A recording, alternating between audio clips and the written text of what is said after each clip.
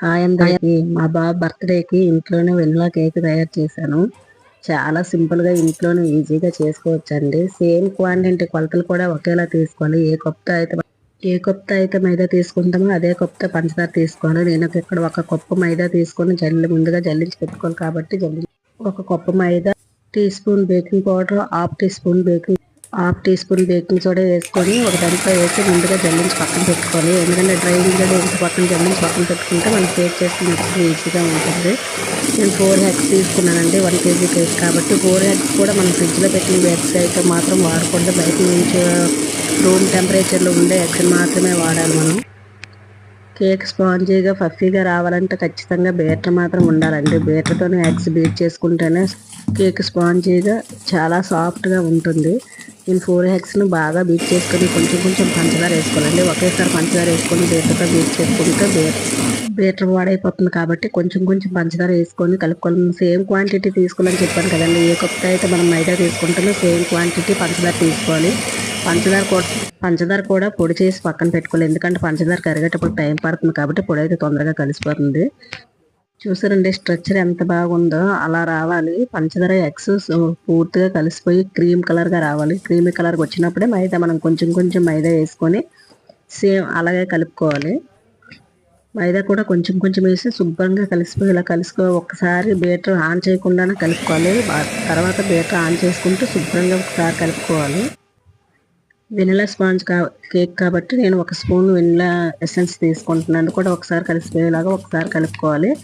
దీంట్లోకి నేను మిల్క్ వాడట్లేదు. 1/4 కప్ ఆయిల్ వేసుకుంటున్నాను డైరెక్ట్గానే. మీరు ఆయిల్ బదులుగా బటర్ కూడా వాడుకోవచ్చు. అదంతా మిక్స్ అయ్యేలాగా ఒకసారి శుభ్రంగా బీటర్ ఆన్ చేసి కలుపుకోవాలండి. చూడండి ఎంత బాగా వచ్చిందో అలా రావాలి. అలా వచ్చితేనే స్పాంజ్ కేక్ చాలా సాఫ్ట్గా చాలా పఫీగా ఉంటుంది. కేక్ కూడా తినేటప్పుడు కూడా చాలా బాగుంటుందండి. ఒకసారి మీరు కూడా అలా ట్రై చేయండి. 1 kg కేక్ కాబట్టి నేను 8 ఇంచెస్ బౌల్ తీసుకుంటున్నాను. కేక్ టిన్ 8 ఇంచ్ ఉండాలండి 1 kgకి. చుట్టూ ఆయిల్ స్ప్రెడ్ అయ్యేలాగా బటర్ పేపర్ ఉంటే బటర్ పేపర్ వేసుకుని నా దగ్గర బటర్ పేపర్ లేదు కాబట్టి ఆయిల్ మొత్తం స్ప్రెడ్ అయ్యేలా రాసుకుంటూ మైదాతో డిప్ చేసుకుంటాం. మైదా మొత్తం స్ప్రెడ్ అయ్యేలాగా ఒకసారి వీడియోలో చూపించినట్టు ఒకసారి చేసుకోండి. మైదాతో మొత్తం అలా డిప్ చేసుకున్న తర్వాత ఎక్స్ట్రా పిండి ఉంటే బయట తీసేయండి. ఒకసారి కలుపుకుంటూ కేక్ టిన్లోకి మొత్తం బ్యాటర్ మొత్తం వేసేయాలి. వేసేసాక హెయిర్ బబుల్స్ ఫామ్ అవ్వకుండా ఒకసారి నేను వీడియోలో చూపించినట్టు డిప్ చేసుకోండి. అలా డిప్ చేసుకుంటే హెయిర్ బబుల్స్ లేకుండా కేక్ బాగుంటుంది. లేదంటే మధ్యలో పెద్ద పెద్ద హోల్స్ లాగా వచ్చేస్తాయి. మరీ ఎక్కువసార్లు చేసేకండి. 3-4 టైమ్స్ చేస్తే సరిపోతుంది. నేను ప్రీహీట్ ముందే చేసి పెట్టుకున్నానండి. కేక్ నేను ప్రిపేర్ చేయకముందే ప్రీహీట్ గ్యాస్ మీద పెట్టి ప్రీహీట్ చేసుకున్నాను. అది ప్రీహీట్ అయింది కాబట్టి ఈ లోపల కేక్ కూడా మన బ్యాటర్ మొత్తం రెడీ అయిపోయింది. దాంట్లో పెట్టేసుకోవడం. ఒక 30 మినిట్స్ 45 మినిట్స్ మనం ప్రీహీట్ చేసి ముందే పెట్టేసుకుంటే 30 మినిట్స్ 40 మినిట్స్ టైంలో అయిపోతుంది. లేదంటే ఎక్కువ టైం తీసుకుంటుంది కాబట్టి ముందు మనం ప్రీహీట్ చేసుకోవాలి. కేక్ చూడండి ఎంత స్పాంజీగా వచ్చిందో. చాలా స్పాంజీగా ఉంది కేకు. ఒకసారి మీరు కూడా ట్రై చేయండి. సేమ్ క్వాంటిటీ సేమ్ కొలతలతో చేస్తే ఖచ్చితంగా మీకు కూడా అలాగే వస్తుంది కేక్. కేక్ డెకరేషన్ కోసం విప్పింగ్ క్రీమ్ తీసుకున్నానండి. నేను కేజీ కేక్ కాబట్టి నేను 1/2 kg విప్పింగ్ క్రీమ్ అంటే 500 ml విప్పింగ్ క్రీమ్ తీసుకుంటున్నాను. అదే కప్పు కొలతల్లో అయితే 250 ml 2 కప్స్ తీసుకున్నాను నేను. 2 కప్స్ అయితే కరెక్ట్గా కేజీ కేక్ సరిపోతుందండి. అదే మీరు తక్కువ క్వాంటిటీలో తీసుకుంటే సేమ్ కొలతలు తగ్గించి తీసుకోండి సరిపోతుంది. బీటర్తో బీట్ చేసుకోవాలి. ఇక్కడ బీటర్ కూడా ఎలా వాడాలంటే స్టార్టింగ్ ఎక్కువ దీంట్లో పెట్టకుండా స్టార్టింగ్ 1 నుంచి 2 3 4 5 6 అలాగా 7 వరకు ఉంటాయి కాబట్టి అలా మనం ఫస్ట్ నుంచి తక్కువ నుంచి ఎక్కువకి వెళ్ళాలి. ఒకేసారి ఎక్కువగా వెళ్ళిపోకండి. తక్కువ నుంచి బీట్ చేసుకుంటే చూడండి వీడియోలో చూపించినట్టు అలాగా మనం బీటర్కి అంటుకోకుండా ఉండాలి. ఇక్కడ మనం బౌల్ తిరగేసినా సరే ఆ క్రీమ్ కింద పడకుండా ఉండాలి. అలా వచ్చే వరకు మనం బీట్ చేసుకోవాలి. విప్పింగ్ క్రీమ్ అలాగుంటేనే కేకు మెల్ట్ అవ్వకుండా ఉంటుంది క్రీము. విప్పింగ్ క్రీమ్ మొత్తం ఒకసారి కలిపేసి అది నాకు ఎంత కావాలి ఇప్పుడు అంత నేను బయట నుంచి మిగతా ఫ్రిడ్జ్లో పెడతానండి. ఎందుకంటే ఇవి మెల్ట్ అయిపోతుంది తొందరగా కాబట్టి ఎక్కువగా కూలింగ్గా ఉండాలి ఇది. అందుకని నాకు ఎంత కావాలో అంత కొంచెం తీసుకొని మిగతా ఫ్రిడ్జ్లో పెట్టాను. ఇప్పుడు కేక్ను కూడా లేయర్ లాగా మనం కొంతమందికి తెలియకపోతే ఏంటంటే అది ఫస్ట్ సాక్తో చిన్న చిన్న డాట్స్లా పెట్టుకొని దాని లేయర్లా కట్ చేసుకోండి. నేను చాలా సార్లు చేశాను కాబట్టి కేకు నేను డైరెక్ట్గానే కేక్ కట్ చేసేస్తున్నాను. కొంతమందికి అది పూర్తిగా కట్ చేయలేమనుకుంటే స్టార్టింగ్ చిన్న చాక్తో అదేంటంటే లేయర్ల కింద చిన్న డాట్స్ లాగా చుట్టూ పెట్టేసుకుంటే దాని చుట్టూ మీరు అలా కట్ చేసుకుంటే కట్ అయిపోతుందండి. నాకు ఇక్కడ నేను చాలాసార్లు కేక్ చేశాను కాబట్టి నాకు కొంచెం ఎక్స్పీరియన్స్ ఉంది కాబట్టి నేను డైరెక్ట్గా కేక్ కట్ చేసేస్తాను. ఎవరైనా కొత్తగా చేస్తున్నట్టయితే చిన్న సాక్స్ ఉంటాయి కదా, ఆ చాక్ చుట్టూ లైన్గా చుట్టూ ఒకేలాగా వచ్చేలాగా చిన్న డాట్స్ పెట్టుకొని ఆ తర్వాత చాక్ పెట్టి కట్ చేస్తే కేక్ లేయర్ లాగా వచ్చేస్తుంది. ఇక్కడ నేను కేక్ స్టాండ్ తీసుకున్నాను. కేక్ పైన కేక్ కింద పెట్టి అట్టను పెట్టేసుకొని ఇక్కడ ముఖ్యంగా చేయాల్సింది ఏంటంటే దానికి కింద అట్ట పైన విప్పింగ్ క్రీమ్ మాత్రం ఖచ్చితంగా రాసుకోవాలి. ఎందుకంటే మనం కేక్ చేసేటప్పుడు కేక్ అటు ఇటు జరగకుండా ఉంటుంది. అందుకోసం కింద విప్పింగ్ క్రీమ్ రాసుకుంటే అది కరెక్ట్గా ఉంటుంది. నేను ఫస్ట్ లేయర్ పెట్టేసుకున్నాను. ఫస్ట్ లేయర్ పెట్టుకొని షుగర్ వాటర్తో మొత్తం సోప్ చేసుకోవాలి. నేను అక్కడ చేయి పెట్టి చూశాను కదండి, అంతలా సోప్ చేసుకుంటే సరిపోతుంది. మరీ ఎక్కువ షుగర్ వాటర్ వేసిన అవసరం లేదు. విప్పింగ్ క్రీమ్ కొంచెం కొంచెం వేసుకొని చుట్టూ లైట్గా వచ్చేటట్టు మనం విప్పింగ్ క్రీమ్ రాసుకోవాలి. ఎందుకంటే ఫినిషింగ్ చేసేటప్పుడు మనకి ఇబ్బంది లేకుండా ఉంటుంది.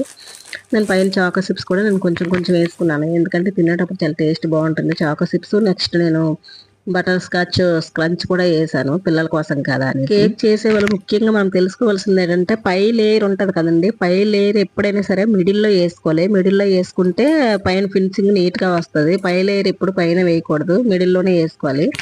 దీన్ని కూడా నేను సేమ్ షుగర్ వాటర్తో సోప్ చేసుకొని విప్పింగ్ క్రీమ్ వేసుకొని దీన్ని కూడా నేను సేమ్ ఫస్ట్ ఎలా చేశానో అలా చేశాను. దీనిపైన కూడా కొంచెం కొంచెం choco chips butter scotch crunch వేసాను. ఇది పిల్లల కోసం అండి, మెయిన్ పిల్లల కోసమనే చేశాను.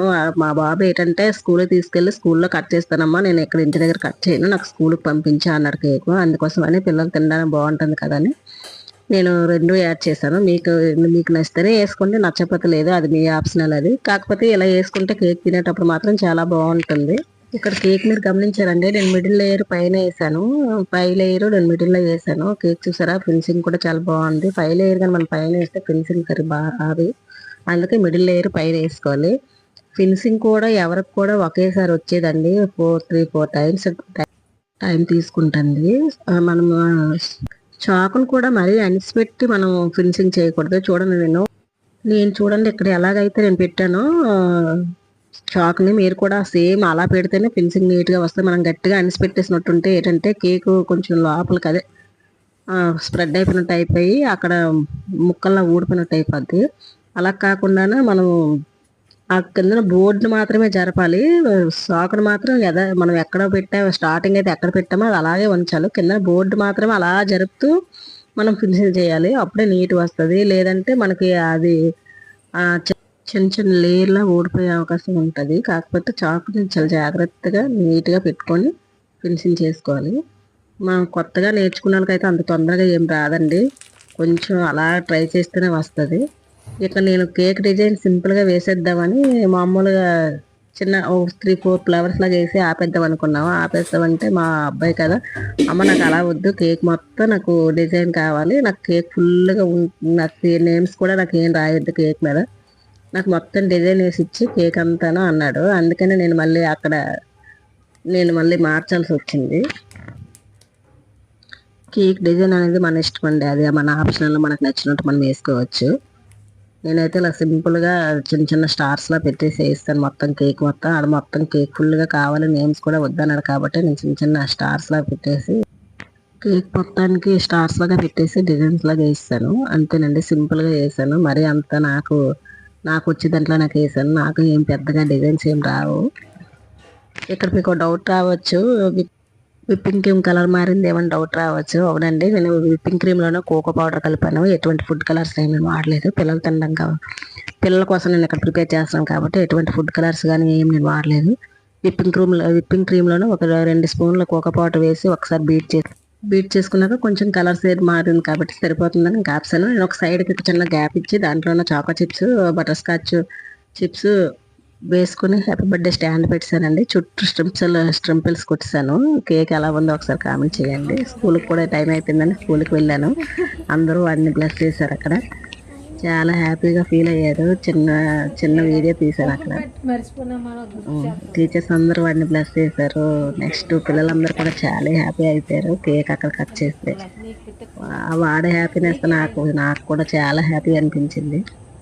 టీచర్స్ అందరికి కూడా నేను థ్యాంక్స్ చెప్పాలి. నేను చెప్పలేదు కేక్ కట్ చేస్తారని. నేను సడన్గా వెళ్ళి ఇలాగ మా అబ్బాయి పుట్టినరోజు కేక్ కటింగ్ చేస్తానని కానీ సార్ కూడా ఒప్పుకున్నారు. చాలా హ్యాపీ అనిపించింది. టీచర్స్ అందరితో ఫొటోస్ దిగాము.